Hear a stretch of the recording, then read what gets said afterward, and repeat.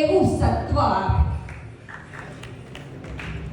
અધ્યાત્મ યોગી રાજસ્થાનની ઢીંગીધરામાં જેનો જન્મ થયો, પણ સૂકા રણ પ્રદેશ જેવા કચડામાં આવીને જળ જેવા લોકોમાં જેને અધ્યાત્મ અને ભક્તિ અને સંયમના નાદ વગાડ્યા, એવા પરિવારમાં હવે મારો જન્મ થવા જઈ રહ્યો છે.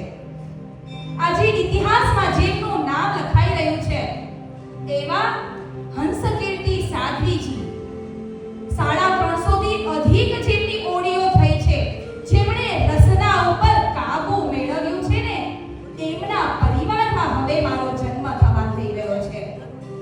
માતા, એક માતાના ખોળેથી હવે હું અષ્ટ માતાના ખોળે જન્મવા જઈ રહી છું. એના એઆઈ નો જમાનો છે ને, એઆઈ એટલે એમ જ કહું ને, અહંકાર અને ઈર્ષ્યાના જમાનાથી નાથ હવે વૈરાગ્યના એઆઈ એટલે આનંદ ઇનર સાઇડના જમાનામાં મારે હવે જન્મવા જવું છે. હે નાથ, બધું તો શું માંગુ, તે ચંદનાને ઉઘાડી તારા જ શાસનમાં રેવતી શ્રાવિકાને તીર્થંકર નામ કરવા આપ્યું. અરે સુરસા શ્રાવિકા, જેને તો તને જોયા નથી એને તે તીર્થંકર નામ કરવા આપી દીધું. તો નાથ, હું તો તારા ખોળે રમવા આવી રહી છું.